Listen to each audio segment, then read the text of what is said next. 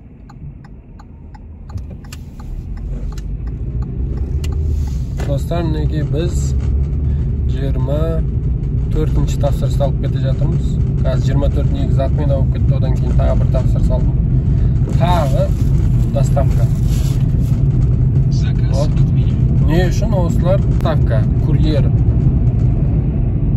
қымбат па или жоқ па, мен түсінбей жатырмын. Яндекс оның барлығын.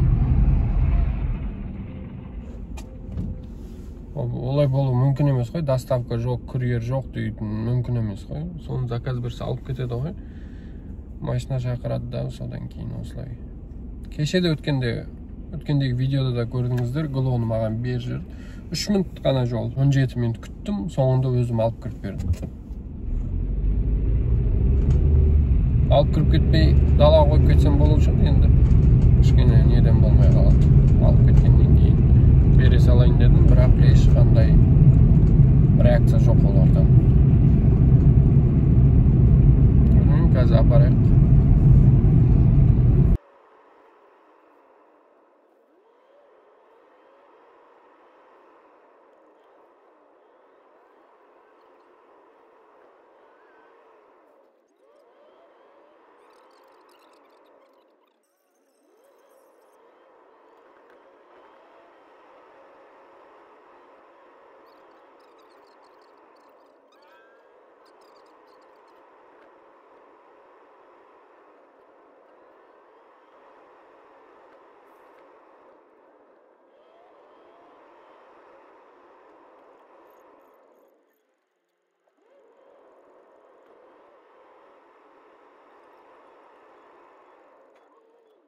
Dostlar, мінекей синий зона басталды. Қосайық, заказ алайық. Бізде 25 тапсырыс болды. Заказ отменен. 25 тапсырысымыз 9779 теңге. Енді осы синий зоналарды алып кассамызды көтеріп алмасақ, бізде касса нашар. Бірінші тапсырысымыз кеттік. Достар, мінекей сағатта 21:17 болды. Бізде 40 тапсырыс. 40 тапсырыс жасадым мен. Біреуін есептеп тұрған жоқ, енді білмеймін, есептемей ма.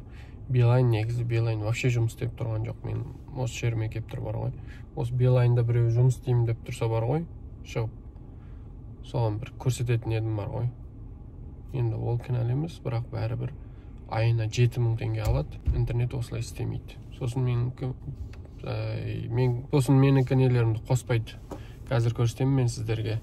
40 тапсырысымыз 20.800-дей болған шығар. Бағана есіңіздерде ма, 22 заказымыз 7880 теңге ғана болған. Қазір үстіне 18 ғана заказ қосылды, бірақ үстіне 13000 теңге ақша қосылды. 13000 теңге 18 заказ. Сонда қараңыздар, мен барынша синий зонада жүруге тырыстым. 1100, 900, 760 сондай жерлерде жүрдім. Кішкене шықтым, қайтадан кірдім, сондай жерлерден бірыңғай заказ алдым. Оның барлығын қазір сіздерге көрсетемін.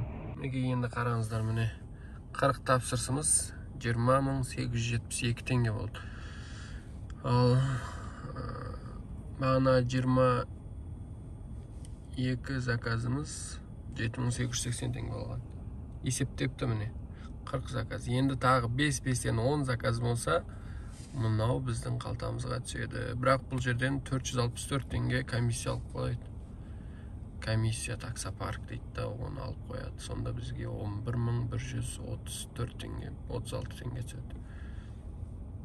Солай жаман емес. Достар, көрдіңіздер, бізге 40-шы заказды қосты. Енді 5-5-тен 10 заказ жасасақ 8500 теңге, ар жақта қазір тағы 3000-дай береді. 1500, 1600, 3100 теңге береді қазір бізге. Оған дейін біз қазір 5 минут дем аламыз, одан кейін қалған 10 тапсырысты жасаймыз. Себебі тоқтамай отыра беру адамды қинап қояды. Сол үшін кішкене 5 минут перекур бізде. Перекур болғанда қалай еткенде біз мендерде попкорн алып салып қойған едік. Өте тәтті екен. Осыны жеп аламыз қазір. Жеп алғанда да 1-2 ғана. Өте тәтті екен. Содан кейін мен машинаға білесіздер, 1-2 мынандай фруктылар салып жүрем, үйде болса. Ана жерде печенье бар. Осындай қарны ашып кеткен кезде, немесе перекур кезінде осылай тамақ ішіп аламын. Сол үйге барып, уақыт құртпайтындай. Қазір үйге баратын болсам, біраз уақыт кетіп қалады, содан кейін үйден шыққым келмейді. Қиын болып кетеді. Сол 40 заказбен қалып қалуым мүмкін. Сол үшін қазір 10 заказ жасауға тырысамыз. Айтпақшы сіздер достар, мына каналға жазылмаған болсаңыздар, жазылып қойыңыздар. Подписаться деген бар. Осылай басасыздар. Подписаться болады. Ол мен үшін энергия болады. Таңертең ерте тұрамын, кешке дейін жұмыс істеймін, видео көп түсіремін. Сондай энергия болады. YouTube'ты айтпақшы достар, бағана бұдан бұрынғы заказым алып келгенде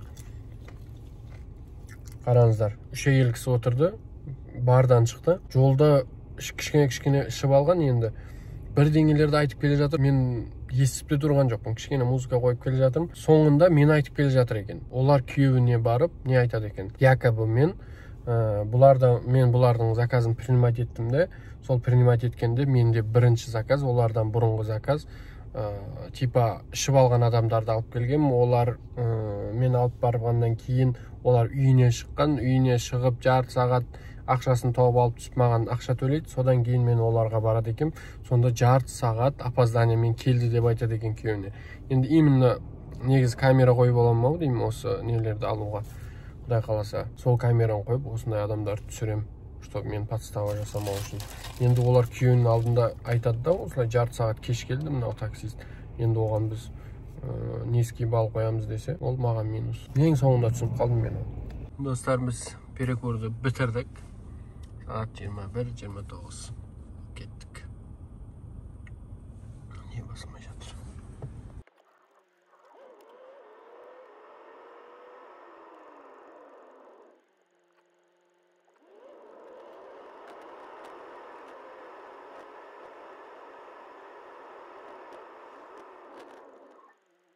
Достар, мінекей сағат 22:43, 11:17 минут қалды. Бізде тапсырыс саны 45 болды. Өкінішке орай 50-ге үлгермейміз.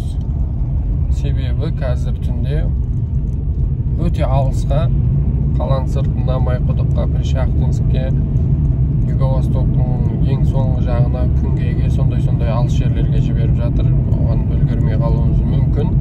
Үлгеруіміз де мүмкін, бірақ енді қазір сағат 11 болып тұр, үйге барғанға дейін 11:30, анау шай ішіп дем алғанға дейін жуынып тағы бір уақыт болады. Сол үшін жұмысымыз бүгінмен таусылмайды. Сол үшін біз үйге барып дем аламыз, ертең тағы шығамыз. Енді бізде 45 тапсырысымыз 23.167 теңге плюс 10.000 теңге бонус. 10.000 теңге бонус болмаса 23.000 теңге деген. Себебі, не үшін айтам қазір? Себебі 23.000 теңге кобальттар 13.000 теңгеден аренда қаласыз. 23.000 теңге деген не ол? 13.000 теңгесін неге беріңіз? 10.000 теңге қалады. 10.000 теңге расходыңызға жетпейді. Қазір түсте мен таңертеңгісін ішпегенде түсті 2.000 теңгеге түскі тамақ іштім. 400 теңгеге су алдым. Сосын бағанағы нелердің өзі тағы 500 теңге. Сонда 3.000 теңге бензин қазір есептейміз. 200 километр жүрдік. 190 жүрдік, 200-де есептейміз, 20 литр бензин. Оның өзі тағы 4.000 теңге. Сонда сізде ар жақта 3.000, мұн жақта 4.000. Сонда не қалады сізге? 3.000 теңге қаламы? Ал мынау бонус сізге қалады, қалғаны расход. Енді менікі машина өзімдікі, сол үшін кішкене нормальный десе болады. Солай достар, бүгінге расходымыз 6,5-7 мың, ал табысымыз 33 мың бонуспен бірге. Бонусты есептемегенде 23.167 теңге. Бұл жаман емес, жақсы. Мінекей достар, 45 заказ 23.167 теңге. Мына жерде 10.000 теңге. Сонда бізде 33.000 теңге. И минус расход 7.000 теңге. Достар, сіздер өздеріңіз көргендей біз бүгінге 33.000 ақша таптық, 7.000 теңге расход, сонымен 26.000 теңге бізде табыс. Жақсы, жаман емес, Аллаға шүкір. Осындай болып тұрса, күшті. Ал достар, сіздер мына каналға жазылмаған болсаңыздар, әрине жазылып қойыңыздар, қоңыраушаны басып қойыңыздар. Ал келесі видеоларда кездескенше сау саламатта болыңыздар.